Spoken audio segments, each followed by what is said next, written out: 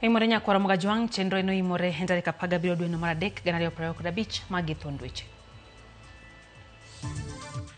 Chuny moko kuom jo Kenya pod goyo kibi ewi kum mar nek ma omi ja Kenya e piny Vietnam. Ka sirikal wacho ni keto sinani mar temo rese.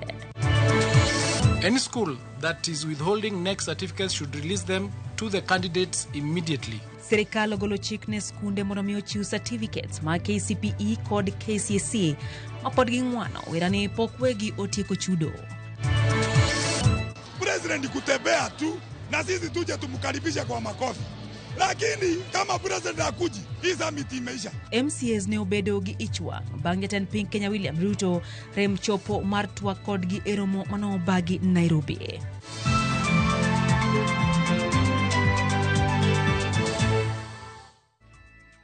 Jaloko en Belinda Dhiambo nyinga Lydia Okeo. Machiegni sirikal obuogo loro osiptende mag ji giwegi matamore chiwo thieth ne jopiny nyaka sirikal chul gi gopegi magingo.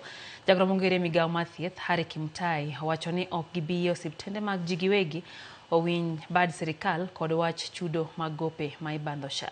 Jafwambo mara Cynthia Onyango lero jakom komiti mar thieth e od bura James Nyikal to oyango ni okumba manyien mar thieth mar SHA nitiere kod midhiero to ok nyal weye ka thuolo mantie en mar lose mondo mi obed makare. E tielo machielo, sirikal obuogo loro osiptende mag ji giwegi matamore miyo jopiny thieth nikech sirikal pok ochulo gi gopegi mag chenro mag thieth mane gichiwo e kinde manyime. Jagoro mongirore migawo mar thieth Harry Kimutai kaloso kod jofwambo e gwenge ma Embu owacho ni weg osiptende mag ji giwegi ok onego ti gi wach mar tamore chiwo thieth ne jopiny e winjo bad sirikal mondo ochul gi omenda mopogore gi kaka winjruok noseketi e kindgi. Owacho ni osiptal moro amora mar ng'ato wuon motamore chiwo thieth kaka chik oyango ok biro mi lesen manyien kaluwore ni gino ohelni ma onego tijgi kaka chik mar lesend gi oyango to kaponi ok gitim kaka lesen mar giwacho tibiro lor gi oko. They should not blackmail the government. They should not blackmail citizens by stopping offering of services. If they continue like this, it is obvious. They are also subject to renewal of license. So if you are not compliant, we also say, okay, fine. You offer service. You don't want to offer service to Kenyan in accordance with the Kenyan constitution, in the Kenyan laws, then close shop. That's not the right business that you're supposed to do. Kimutai bende obiwo seyo ne osiptende makamagi ka owacho ni ok nen gima kare ka giweyo chiwo thieth e kinde ni ne wach gope kod pek mar SHA to kinde duto chakre 2016 gisebedo ka gichiwo thieth kata obedo ni sirikal ne ni kod gopgi kata mana e kinde motelo. Why do you stop service? Yet you knew very well that you had, NHIF had your outstanding bill since 2016.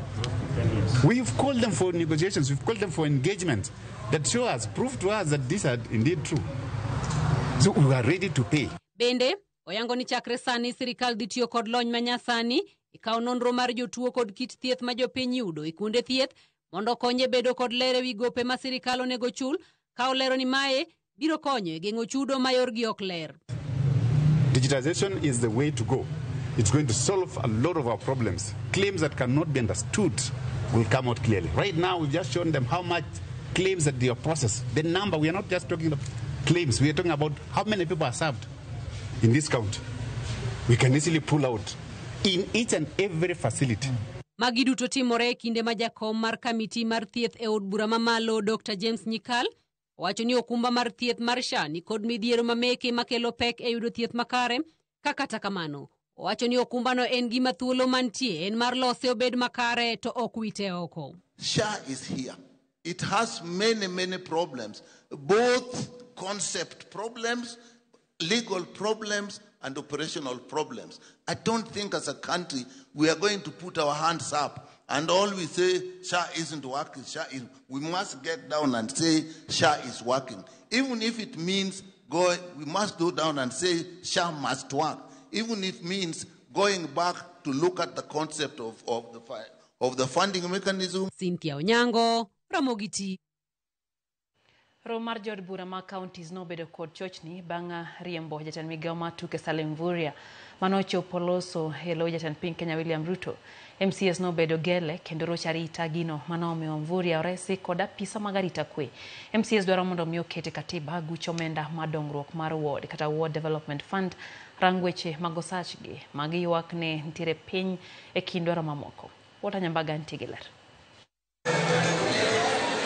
E romo mane okelo kanyakla MCS mag counties mang'wen kod abiriyo ma pacho ka romo mar lalruok yore mag jiwo chike to kod tich ka igeno ni romo dhi chakore yor widhruok kod chia mar jok molony ka gin kod lalruok kod jotelo ahinya jatend piny William Ruto. Kata kamano, bang' fwenyo ne jatend piny William Ruto, kata twang' lawe ne poko ne machiegni, to kata muche, bende poko ng'we machiegni, MCS go ne koro lwar kod ng'ata mane temo hoyogi.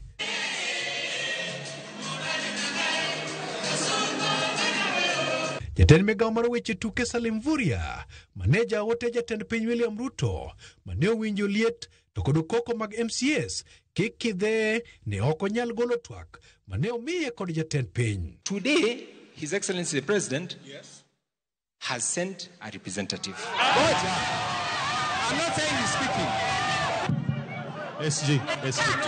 SG. Tukubali. Check it. Mpaka akuje mwenyewe. Seneta Mogwel Veronica Maina mane otemo gudo wi MCS kokweyo gi ni jatend piny oseyudo ote margi mane ochwal yor sime kendo nyalo chiwo duoko kata kamano wechego ne olwar e Luanda kendo yudhe oke podium kauka malal kod jwand funlo. Najua wacha niongee. He's coming. President. We cannot do. Akuje mwenyewe.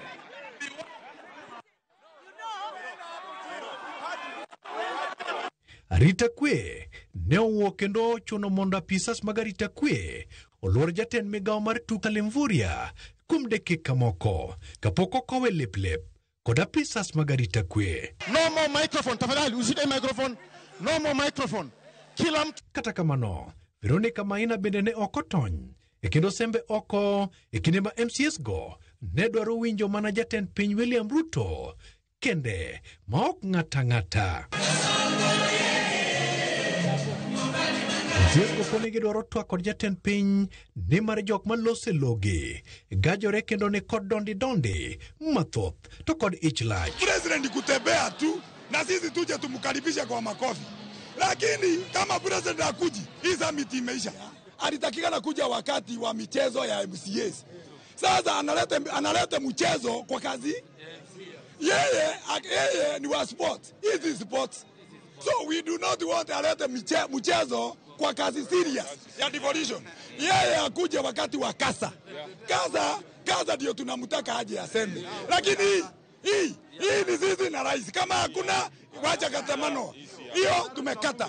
Bendege ywak ne od bura mamalo magikoni kedo kod loch gwenge. So ukiangalia the cancer that is eating devolution in this Republic of Kenya is none other than the National Parliament. So gikoni gidwaro mondo sirkal owinji ywak kendo rang wacho sachgi to kod balang' mamoko. We had to interrupt our program and send a message to the president that he needs to come and talk to the country, talk to the MCAs, address the challenges that the assemblies are facing, and also meet the MCAs. Jokoro makajwang nyasi kata romo mane ochani biro timore yo mong'ith kendo makare mochanore yuno lwar e Luanda kendo lokore mana kar chamo danje. Wota Nyambaga, Ramogi TV, Nairobi. Mag somo migao mar somo miyo directors mag somo counties duto mapacho kanda la 14 mondo mi gichwal nying skunde mapodo moko kod certificates mag klas 12 mag jopuonjre. Jatend migao mar somo Migoso Gamba mane lose boma Nairobi okoni jotend skunde go onge ratiro mar tamore certificates kata bed ni jopuonjre ne ok otieko chulo omenda mag somo. Judith Omondi ntiere kod ler.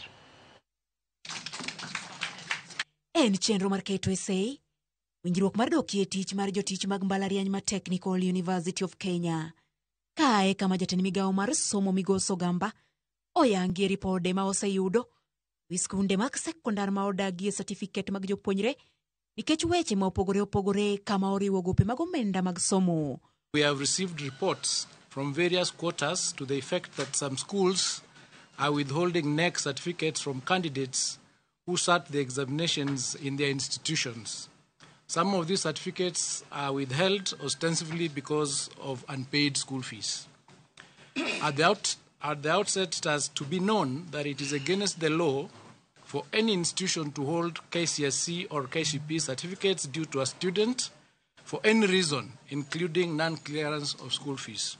Ogamba omiyo directors mag somo e pacho ka mangima ndalo 14 kende mondo mi gichwal nying skunde mapodo moko kod certificate mag jopuonjre mag klas 12 ka jopuonjre to kwa mondo mi ochwal ripodegi ne jotelo mag somo e sub-counties gi ponitent school odagie certificate gi. Any school that is withholding NEC certificates should release them to the candidates immediately. Any reports of non-compliance should be reported to the sub-county and county directors of education. County directors of education shall furnish my office with reports on compliance with this directive within 14 days from today. Mabiro e kinde ma skunde ahinya to mag sekondar osebet ka ywak ni gionge omenda mar chwalo chenro mag somo kaluwore ni sirikal osebedo ka deko gi chwalo omenda. E tamne juma ma okalo eka ne ochwal negi omenda mar somo kaka owinjore. We had challenges, I know, of capitation for secondary schools and junior schools, which we sorted out, and the final amount for first term was paid last Friday. The 14 billion that was outstanding was released on Friday. So we are continuing to deal with the problems that are facing this sector every day, and we are resolving them one by one.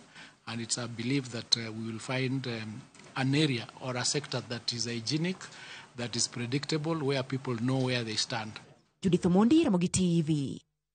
Serikal mar Kenya oyango ni tiyo machiegni gi mbetre mare mantiere piny mar Thailand e kar kawo okang' matemo reso nyar Kenya Margaret Nduta ma owinjore negi kaka kum mar rwako yedhe mamero ji e pinyno. Margaret Nduta owinjore nek mare kik kadh kawuono. Kata kamano migawo mar tudruok gi pinje maoko wacho ni apisas mag mbetre e piny Thailand odhi Vietnam mar timo chenro mar reso miyono ma jahigni 37.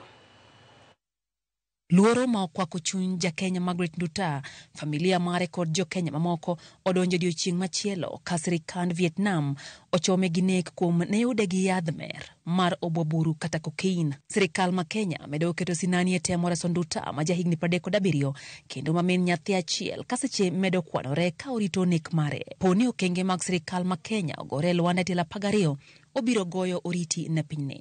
Jagoro mong'ere migawo mar tudruok gi pinje maoko Korir Sing'oei oyango ne sirikal temo ka geno nitie ne sirikand Vietnam nyalo winjo ywak mar Kenya mar medo Nduta thuolo mondo mi med manyo yore mag thege gi kum mar nek. Sing'oei bende lero ni sirikal ma Kenya oseoro apisa moko ka owuok e boma ma Hanoi mondo mi odhi e piny Vietnam dhi timo lalruok. Nduta ne omaki e paw ndeke ma Ho Chi Minh e piny mar Vietnam e higa 2023 ka en kod yedhego mag cocaine maromo kilo 2. Buche ne oyal kendo gikone omiye kum mar nek kaluwore gi kaka piny Vietnam orido kenge mag marafuku ne yedhe mamero ji. Ka jo Kenya medo keto mahino e chwalo kwayo mar resruok mar Nduta kokalo e mbui, familia mare tero lemb geno ni okenge duto ma iketo mar lalruok kind sirikand Kenya gi Vietnam nyalo miyo miyono thuolo mar gamo muya. Lydia Okeo, Ramogi TV. Jagoro mong'ere migawo mar rita Dr. Raymond Omolo jiwo rawere ma Kenya oti kod kuonde mbui mag chugo thuolo mag tije ma ok timo tiyo kod thuologo timo maundu. Omolo golo siem ni maundu ma itime yor mbui ibiro kaw ne okang' mana kaka osetim ne jam moko ma itudo kod time makamago. Nolose skunde sekondar ma oriwo boys mantiere Kibiri Ward e Karachuonyo County ma Homa Bay kama nobagi e nyasi mar sidho gudu ne rawere 290 ma otieko tiegruok e weche mag tije mag mbui. Chenro ma kamano nochaki gi sirikal mokalo e tudruok gi kambi ma tudruok kod ong'we yamo mar Huawei. When the youths are engaged and they're able to have skills that allows them to earn a living, then it also helps address concerns around issues to do with insecurity. The skills can also be misused, whether it's cyberbullying, whether it is misinformation, whether it is disinformation, even threats. And what the graduates have learned is responsible use of this technology. We now work with over 60 universities across the country, as well as many TVETs as part of the Ajira and Jatume program. But for us, we know the most important people we have to reach are not those in university. It's people who are not in university and before you get to university. So that's why we have this truck. We really thank our partners like National Youth Council, Kenya National Innovation Agency, the Ministry of ICT, the Ministry of Innovation and others. I'm very glad we had 290 people during the training program in the last 6 weeks. The world is moving to artificial intelligence, and with AI and ICT integration, you will find ICT in almost every sector. Now we are able to be self-employed, to get online jobs. Actually, among the beneficiaries in OT1, 2 are already employed through the data entry. Isaac Mutumo cha umakaka governor he county mameru kinyi makawuono nyasi mano bagi alap mwendantu kendo yore ko jopiny kachiel ko jotelo county kachiel kod mago mag siasa mpogore Mutumo kao Karkawira Mwangaza ma osebedo kalimbe kod limbe e doho kod buche magikoni gikone to korona thicheo ko loko telo makama oseneno bende county ma Nairobi tok Mike Sonko no thichoko kachiel kod Kiambu ma Ferdinand Waititu bende ne othichoko to kod county ma Bomet tok Joyce Laboso ne onindo. This unity explains the depth of relief every resident of Meru County feels today. From Keria in South Imenti to Kachuru in Igembe North. From Kaveri in Ibori to Ngongoaka in Tigania East. From Wakachu in Igembe South to Keago in Imenti Central. Indeed, the whole county. This joy is remarkable. Ladies and gentlemen, I promise to keep this unity burning and hope for a better tomorrow for ourselves and the generations to come. I am aware that we face many challenges, and I'm here not to make grand promises, but to offer you something more, servant leadership. Jadolo mar kanisa Christ Impact kawuono chwale doho boma ma Nakuru kamodonjne gi ketho mar bambo jago moro ma jahigni 32 okale kang katekar oko mare maduong'. Jadolo no manyinge Peter Kimondo mong'ere kaka Peter K no chwale nyim jal bura Ruth Kefa kamo somne ketho makamano. Ketho no iwacho ni no timo higa 2022 kar dak ma White House Nakuru.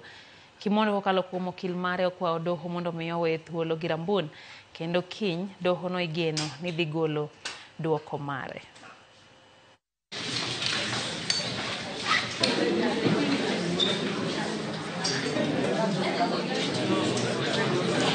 In the interest of justice, those are 3 years ago or more. And just as counsel has stated, this being a public interest, the court should really consider the interest of the accused person. Now we have ensured that we photocopy these copies. We have copies of the charge sheet, the witness statements, and all other documentary evidence that we intend to rely on, and therefore ensure that we undertake to ensure that this matter is expeditiously handled, Your Honor. Daka paga boro bang sa dek marotieno chenro no imore no ka Moses Jakinyozi Marombek Center wachono mora hinya ogamba samoro okinyal oye gimigosi ogamba samoro okinyal mako certificate makara kaka yud tich onge oye okonywa kanyo entiere kanyo gi baba Pastor Michael Okongo gimora hinya gi chenro eno bende ote kanyo mar Perez Willy Perez wacho ka chanira mugichopo ne ka entie kodera gimo woron ni thieth romo $1,20,000 to itero kanya achiel erokamano ahinya eno bende ote mano mo ora kae gi Oniala mar Kiberi Ward wacho ni entiere budho gi familia mare kod min gi Christine Oniala wacho ni sirikand William Ruto to chal ka gima bag ni kaka schools nyalo golo certificates to sirikalo ni pesa monego omeno bende gi chwalo ne skunde SHA gi wacho ni ne gigoyo dhog gi to kidhi osiptal to idwaro kuomi pesa aching'. Ano bende jakom Gideon Midega Nyakwador ka wuodo yo Mogango wacho kacha ni en gosiepe Geri Kondijo, Speaker mar Siaya County Jojo Kode giwacho ni chenro ber ahinya gimoro ahinya gi chenro. Mwalimu Jael gi Mwalimu Bernard Kantie Migori wacho ni entiere kodwa chenro kendo wacho ni weche gichopo negi e yo ma owinjore. Kae to Okelo Aluoch Jakiranda wacho ni Kenya ogik ni pile gomo onge mor kamora mora. Wacho ni weche mag maundwe masani opong'o piny Kenya, oganda mondo mi hotem matek kendo ket piny Kenya e lamo mowinjore. Achieng' Joyce wacho ramo gi TV lera ahinya etiyo kodwa live karo Jela Dasa anti Eldoret no an anin tiere kod kare kamano wacho ni MCA dhi songo go kamano. Kaeto Chris Nyakwaro Luoch ka huyo wacho ni an bentie kod yo matin maino yimore kidhi mabor.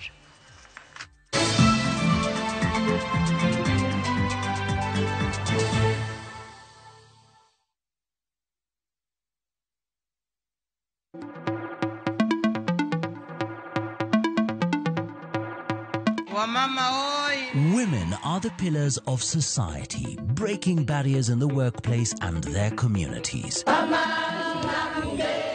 This March, as we celebrate International Women's Day, Viusasa honors and applauds the incredible women in media and entertainment. Their work enlightens, inspires and adds meaning to our lives. People of influence. Happy International Women's Day from Viusasa.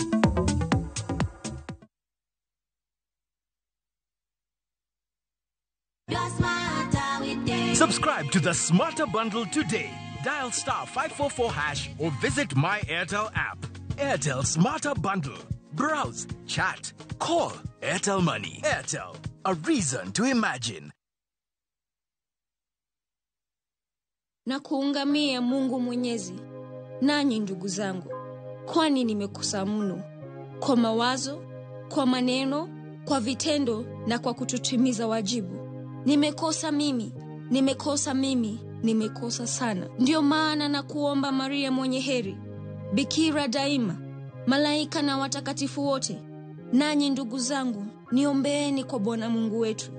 Mungu Mwenyezi atuhurumie, atusamehe dhambi zetu, atufikishe kwenye uzima wa milele. Amina. Dial *811*415# to get ungamo la dhambi.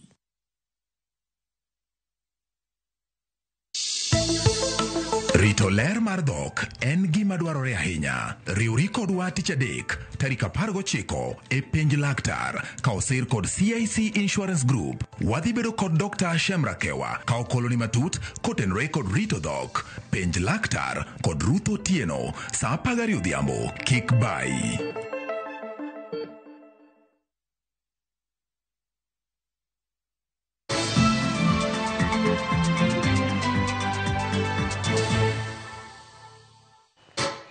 Machiegni kendo Nyakwaro Mgajwang' chenro no imore wadhi mbele gi weche manyien. Ng'anyo mar jotije mbalariany ma Technical University of Kenya rumo bang' telo mar UASU kod KUSU chope winjruok kod migawo mar somo. Moyangi e apise mag migawo mar somo kama jatelo mag KUSU, UASU kod migawo mar somo noketo sei e winjruok margi. Thoth winjruok gi chako bedo e tim dwe mar 7 higani ka osara mar jotich ma oselewo kuom dweche 2 to gidhi yudo chakre odiechieng' ma kawuono. I want to officially announce to members of the public and academic staff at Technical University that the strike is over.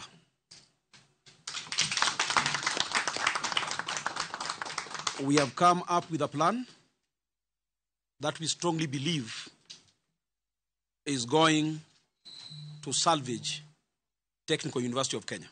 Any matters pending, which perhaps might have not been exhausted by this discussion, we shall continue to engage until such a time that we attain a satisfactory end.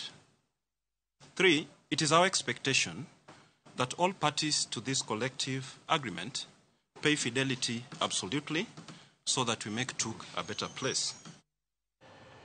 Chenro mag somo no kwame ka tiegruok mar chenro mag Wath kata Maritime County Mombasa bang' jopuonjre kuno somo kakoro giywago kaka tend kar tiegruok no taogi.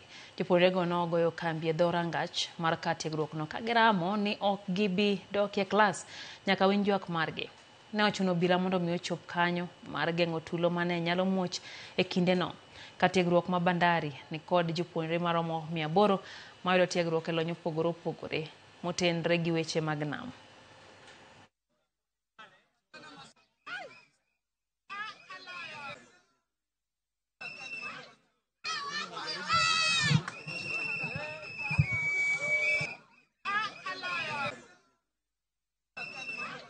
There's a very poor management in the academy whereby some of the lecturers are not being paid. So you find it becomes a challenge to even to our syllabus, hatufundishi kule madarasani.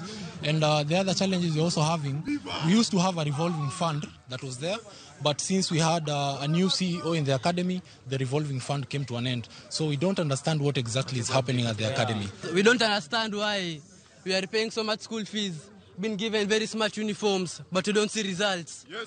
Yani, the school is just putting on public a good PR, lakini kwa ground kwa tunaendelea. Fee structure tumeandikiwa tunalipa school fees kuanzia term 1, term 2, term 3. Na tukiangalia term 1 most of us watu tunakuwa attachment. So tunapata kwa fee structure bado inatuandikia kwa tunalipa.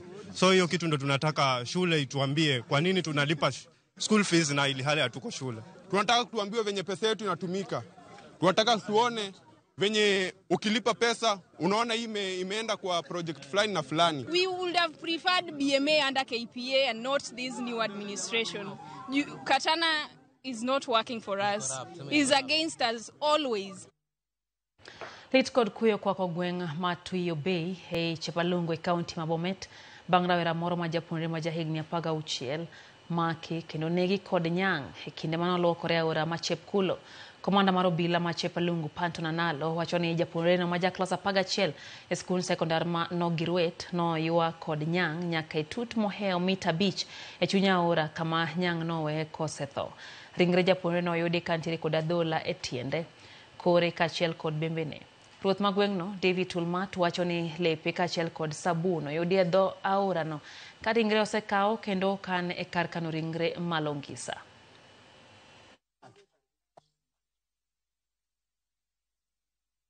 Mtoto wetu mwenye alikuwa form 3 alikuwa nafanya usafi wake mtoni akakulwa na mamba. Na mara nyingi huwa tunaongea na serikali ambao wenye sasa hivi wanachunga wanyama. Tulifahamiwa juzi na ndovu na sana kwa wakati wa huko nyuma pia visi wanakuja kufahamia kondo wetu. Maneno ya hii wanyama hatuna urafiki sahi na wanyama. Wanasemanga ati tukue marafiki na wanyama. Sahi hatuoni sababu ya kuwa rafiki na hiyo wanyama sasa. Jodak ma wuok e gwenge Matinga e kar chung'od bura ma Manga e Nyamira kuyo mako bang' ringre jaduong' moro kwany kaleo e bugo moro e gweng'no. Jaduong' no ma jahigni 87 ma wuok e gwenge ma Nyambogo e Kitutu South wachore ni yande owuok dala gi chieng' tich abich godhiambo kodhi limo osiepne moro.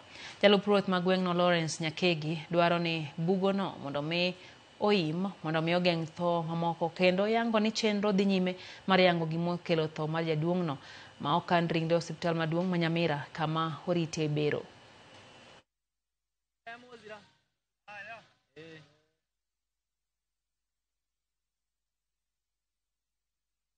Nilipashwa habari asubuhi kutoka kwa wananchi ambao wanaishi hapa Tinga ya kwamba kuna mzee mmoja amepatikana bwawa la Tinga kwa majina anaitwa Oiko Nyang'au ambaye ako na miaka at around 87 years. Mzee mara ya mwisho kulingana na ripoti ya wananchi ya watu wake alitoka kwa Aramisi kutoka siku hiyo baada hajaonekana nyumbani mpaka vile amekuja kupatikana hapa. Naomba maneno aende wa serikali wakuche na matrakta wafunike hili wao.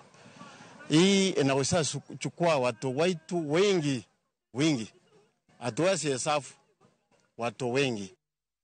Jodak moingo 400 ne kar chung'od bura ma Kisumu Central oyudo tiegruok mar riembo kaachiel kod oboke. Mayango ni kaka jolony sekta no kane olose kinde chiwo oboke makamago. Jod bura ma Kisumu Central Joshua Ron oyango ni chenro makamano geto rawere kaachiel gi ji manie tire sekta mar riembo to onge kod oboke makamago. Bende odok ne winjruogno mantiere kind Raila Amolo Odinga gi jatend piny Kenya William Ruto kowacho ni obiro kelo dongruok mathoth e thurka. P. Atieno Obuya. Kawuono wachiwo license ne ji moingo 400 nekech ne wachikogi higa ka higa wabiro tero e tiegruok jogo madwa riembo 400 nyaka namba maromo 500 mondo gisik ka gimanyo tich kata ka ginyalo chako ohendni gi kanya donjo ka nyayudo ka obila laore gi joma riembo nikech gionge gik miriembo go. To sani koro obila ok laore kodgi. Gima nadwa kwayo NTCA jogo mochung'ne driving license ni kaber to mondo gineni ng'ata mosatimo riembo mani osakalo gimi kad mariembo. Ok ni jogo manigi license mar higa achiel ok mi kad, jogo manigi license mar higa 3 kende mimiyo kad. Jatend migawo mar mwandu mantiere bolo kod yuto mag nam Hassan Joho okoni wang' ni gibiro bedo hakicha maneno ni chiemo ma piny owacho chwalo ne jogo mayuto gi ni piny e kinde ni mar Ramadhan choponegi. Nolose e dero mar piny owacho Mashimanzi Mombasa kamane piny owacho chwale ogunde 600 mag oganda kod 520 mag ochele ne jogo maonge nyalo Mombasa. Joko ni kony makamano ok onego rwake weche mag siasa. Ne bende ochiwo siem ne jogo ma ibiro mi thuolo mar pogo chiemo no mondo mi ochiwe ne jogo ma piny owacho geto magin jogo mayuto gi ni piny.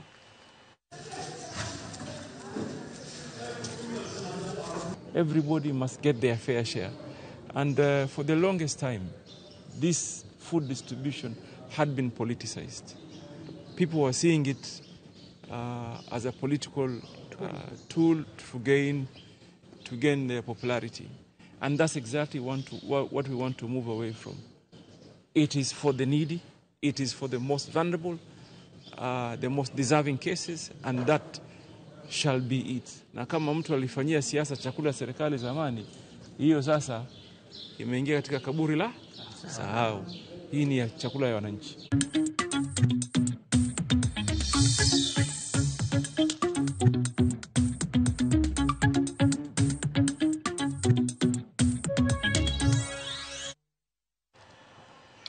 Johale chiro ma Masara sub county Masuna West yuago onge mar chope malongo. Lil mar chiro koth magoyo gi kinde ka kinde kod midhiero mamoko magiwacho ni thiro chenro magi mag ohala. Fomara Jojo manigiler ko e county ya Migori. Kata bed ni chiro mar Masara sub county Masuna West en achiel kuom chirni e county ma Migori ma iwacho ni kelo osuru mabup ne piny owacho. Joala mabende kotimo wale chiro ni yuak ni lwasi magitimo wala ok ber kata matin. Kama use iyudo ka kanye mochoke yugi. Hapana mano tich serikal. Nyanya tow. Kendo nyanya bedo gi boil. Kami kuonde mipuko gi ok beyo. Gichako gikelo dung mar chiro. Nyinge duong to pesa bo rwako negi to onywandore. E kinde ni mabende koro koth chwe county ma Migori jwala gi ywak. Ne gido ng'ikruok chenro go mag ohala. Ka mwandu gi bende koro ketho kod koth. Kata wuod rep kano biro to donje chiro. Kano dwaro mbulu. To sani mondo mi odonj kate i chiro no. Onge kose kale Lamu fwayo neji to kala odhi. Mbunge kamano. Gavana kabiro to wawinjo magache no kago swi kokalo to kodonje chiro. Masara no nego bed under municipal. No konego bed kaka market moro man chien kaka kuonde michako. Access roads onge.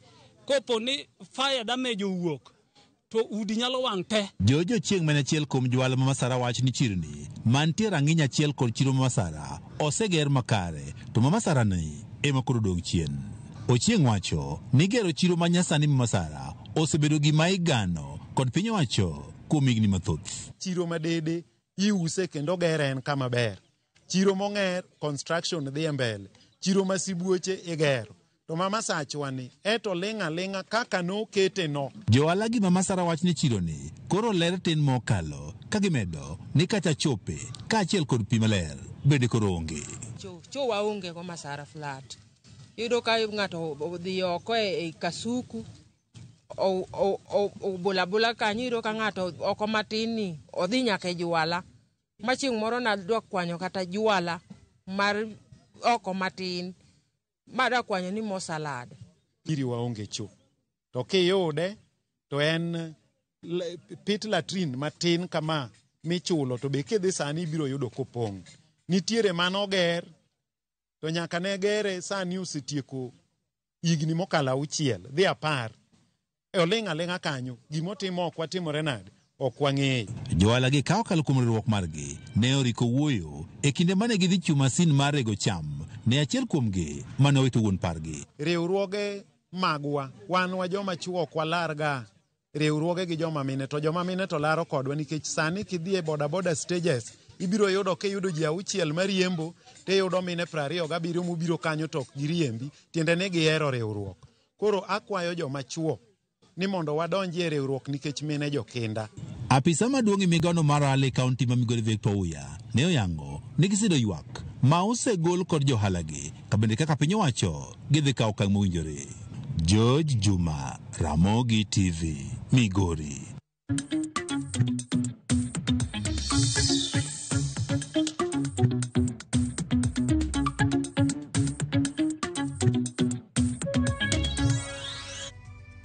Chakwa kayo machielo nyakurom gajwang' e chenro ni mar oyimore aneno ka ote mar Ochieng' Omwa owacho ni weche pek ahinya chenro ni mar oyimore. Owacho ni kaka jagoro mag weg matatu Kisumu omor kod chenro ma Dr.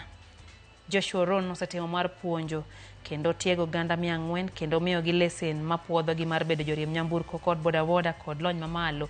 Kar wacho ni mano biro duoko piny masira mag apaya.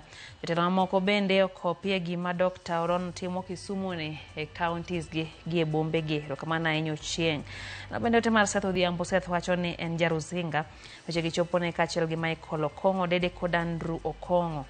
Kaeto aneno kanyo ote bende mano mar Hayany Ben Bella kantie Nyandembra kwa Bwai. Mwalimu Faith Mzomo wacho ni omor kaka weche gichopo ne yo makare ahinya ka enti Malindi. Kaeto Jabiz Ohala wacho ni MCAs go dwa walo kwa inegi manyo MCA kage kia ni MCA onge pesa jogo dwaro mana pesa madonji ofukgi. Wacho ni gana 227 chiegni ng'ama ok dwar tich odok dala. Mano pach Jabiz. Eno Luoch Edwin wacho ni en bende entie kodwa kaeto Mark Musinga wacho ni en wuod Muru Bay entie Tarime Tanzania okwa Ruto gi Raila mondo lose piny Kenya. Wayo matin kendo aduogi mago mag tuke nyakurom gajwang' kikidhi mabor.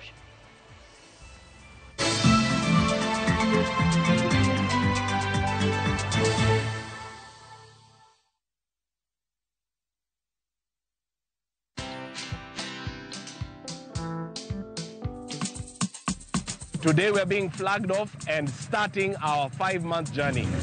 Around Africa. Yay! Hi. The dream they have to educate 50 for life inawezekana. We're doing this to support education of needy students through the Logos Endowment Fund. We invite you to follow us on all our socials around Africa on motorcycle. Watch this story and more. Download the Citizen Digital app or visit www.citizendigital.com and find the Citizen Originals portal. Kenya's #1 app, Citizen Digital.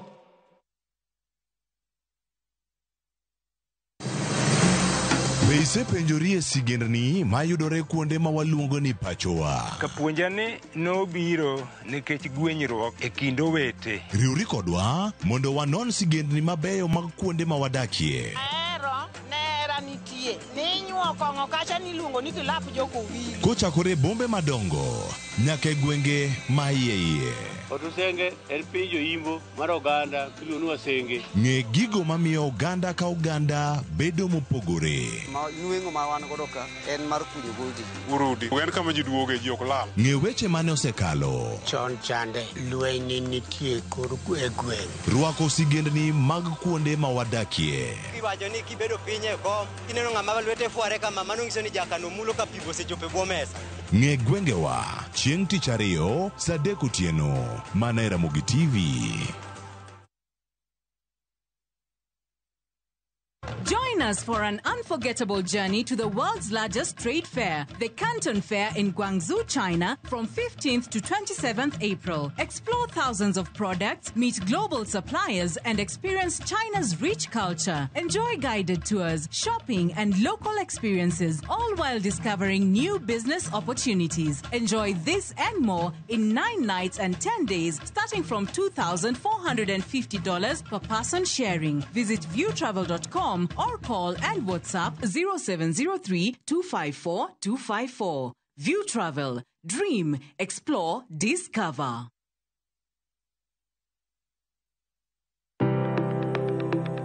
En gima konyo e ngima mapile, to en gima ng'ato dwaro e ngimane. Bedo gi ngima maber miyo ng'ato dak e ngima maber. Kapok achopo kama dhi osiptal mamiya yath, ang'o manyalo timo. Riwri gi Ruth Otieno e penj laktar, ka wakelo ni paro mag jolony, paro mag reso ngima ji, kod sigendni majiwo ji. Sickle cell en tuo mawuok kuom jonyuol. Koro ka ji pok okendre, ji onego gidhi e pim mondo ging'e ka gin gi jin mar sickle cell. Kochakore gi lony manyien mag thieth, nyaka e yore mag thieth makonyo. Wan gi gik moko duto madwarore. Ka iwinjo ka kiwuotho to kawira maki wi bari seche te idhi adhi osiptal wacho ni an adwani mondo kawuono pima remo. Penj laktar. Wuok tich nyaka tich abich saa 12 odhiambo mana e Ramogi TV.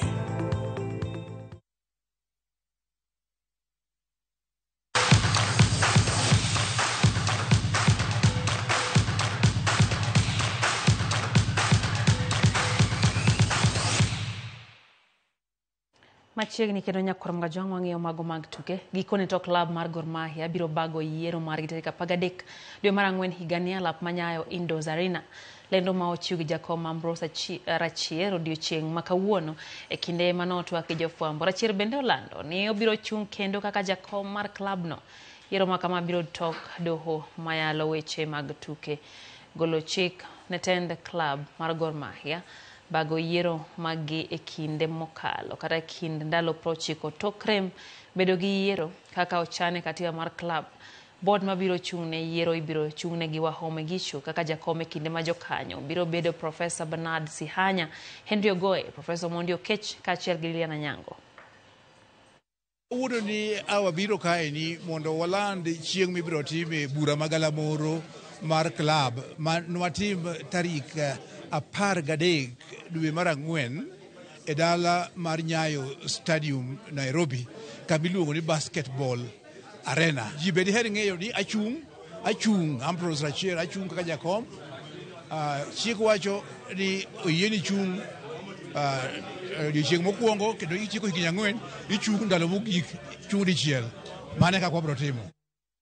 Kocha mar Harambee Stars ogolo nying jotugo mabiro tugo ne Kenya e kinde gi tim mar Gambia chieng' tich ang'wen ne tuke mag manyo tiko tuke mag pinje duto higa 2026. Jatugo matugo ne tim Kenya, jotugo ma higgi ne piny mar 20 Manzuro Okwaro odonjo e tim maduong' e kinde ma Gonzalez Ismail bende oduogo e tim mar Harambee Stars bang' bedo kuom kinde. Eric Johano Mondi, Daniel Francis Anyembe gi Richard Odada biro riwore gi tim e boma ma Abidjan.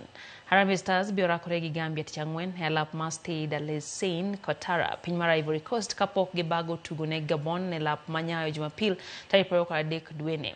Stars biro wuok pacho ka odiochieng' makiny.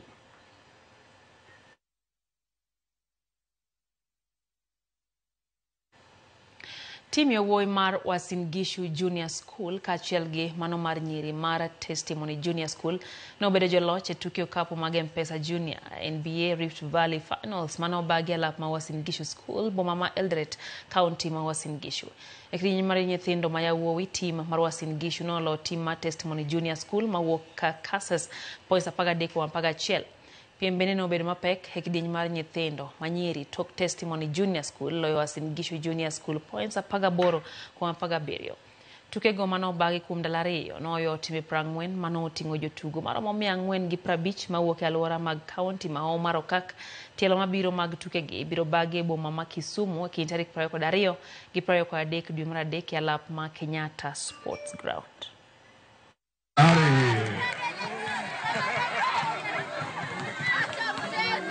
This is a great opportunity. Unajua, for so many years, more than 10-15 years, we've had so many players from this town wanaenda wanacheza national team, even playing professionally. This is a big deal for us. Growing up, kwa tunaona NBA, tunasema siku moja tunaenda kucheza NBA, but round hii NBA imekuja yenyewe hapa home ambayo ni kitu fiti sana. Unaweza imagine feeling watoto wanasikia all the superstars wana watch kwa basketball.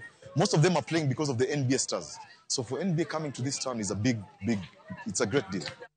Club mar Migori Youth kaachiel gi Mofa nowuok amodhi gol achiel kuom achiel e tuke adhula lig ma piny mar National Super League mano bagi alap ma Migori Stadium. Jatugo Chachil Otieno nomiyo Migori Youth gondgi e dakika mar 75 gol mano obedo mana dakika 5 kende kapok Mofa lo gol margi. E tugo machielo mar laro obedo thuolo mokwongo e chung' mar ligno, club mar APS Bomet gi club ma Nairobi United nowuok amodhi 0-0. Tugono mane obagi e boma ma Bomet.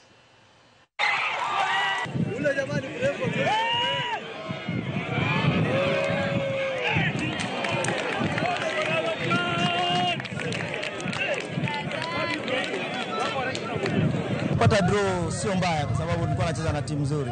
Kwa hivyo vijana wangu wamepambana, comeback wamekuja wakapata goli moja. Nashukuru Mungu, kwa hiyo tutaendelea kufanya marekebisho mali ambayo tukifanya vizuri. Game imekuwa mzuri. Nashukuru Mwenyezi Mungu that tumemaliza tukiwa salama na tumeweza kupata na point moja. Yenye tunaambia vijana wetu that tunaenda away na tunajua atmosphere hapa vile iko. So tukasema to protect our 1 point as much as tunatafuta point 2, na tunashukuru tactically vile tuliongea, tulipanga game, tulipanga approach mazuri ya game na imefanyika hivyo.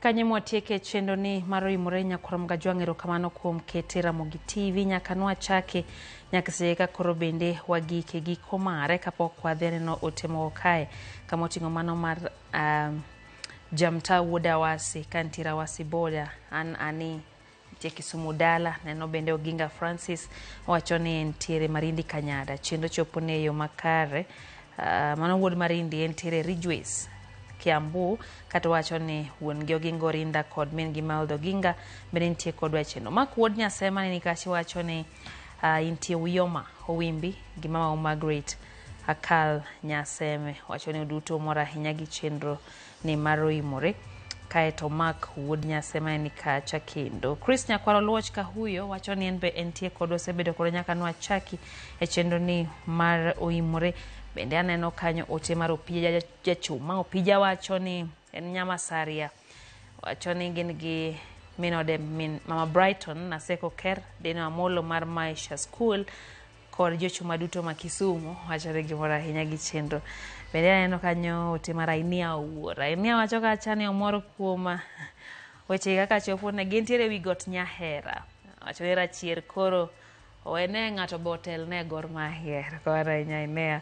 Benta Charles wacho ni entie kodwa. Benta Charles wacho ni ramany piny ochako neno nyaka sani koro chope Uimore wacho ni min gi Mary Obon gi Collins Obon ka gintie Rabor Kisumu mano bagi wacho ni ginindo makare. Eno bende Awuol Koimba kantie Siaya kaeto Vicky Genga wacho ni entie Bomet Town wacho ni Puoch gi Park mose mama gi Minotieno Genga kawuok Ndira Kokoth kaeto wacho ni familia ne te gisebedo ka gineno Ramogi TV. Mary Onditi wacho ni en kodwa kata kamano wacho ni nyan makwedi negi Vietnam no en wach malit ne mokadho. Barak Joel wacho ni entie Ndhiwa Rangenya Village. Barak Joel wacho kanyo no mora ahinya kata kano gimodhiere en yo ma MCAs ndisogo miel e bura magi bedo godo no. Charles Ayeko wacho ni ento omor gi wach mar certificates mabende koro sani wach kanyo ni dichiu ka kodeo nitie ko fees kata oyo. Lewis Wodawa siana ni kacha in bende kaito Jalango Otieno wacho ni sirikal ogerie cho ne jo Masara. Aya no bende kanyo ote mar Walter Uchieng wacho ni jogi owuok mar ketho ngima kidieny mar rawere ma higni mabiro kuom dwaro wito kosomo mar kwano. Wacho ni piny ochomo kanye jowadwa. Neno Ramogi TV ka entie gi Dhogoro Nairobi to kamana ya Walter. Neno bende ote kanyo mar Sewe wacho ni en be entie koda. Tobias Otieno wacho ni entie kuoyo Yugis kaito Vicky Banda wacho ni Korwenje Seme weche gichopone. Carol Nolo wacho ni Ruto jokony piny Kenya kato nya Kenya mo mantie Vietnam bende wacho ni mondo mi okwa mondo mi orese kik kaungi mane. Prince Adama wacho ni entie Awendo. Job Jagongo wacho kanyo ni entie Eldoret Langas kato wacho ni umara hinya gi chenro in gi Jacqueline Ochieng. Oteodhuro Kanya kwa Ramagajan kama utinga wana Maneli kantie Kayole Moses Ogundo ntie Migori Steve Orera bende ntie Kisumu Dala wacho ni gima omako dhoge ni jadolo mabambode cho wadgi wacho ni pio chomo kanye walamne piny Kenya. Karlemo kanye mwamba tieke chendo maro imore nya kwa Ramagajan ngero kamano kuom kete Ramogi TV nyaka nwa chakra menyi pinyaka sani wako niro kamano hello team wana ni wachegi ochopo ni yo makare bweli Otieno makare wasebedo kanyo gi Jaloko Belinda Phillips gi director mara Alex Subado. Nino maber nyinga Lydia Hokeo.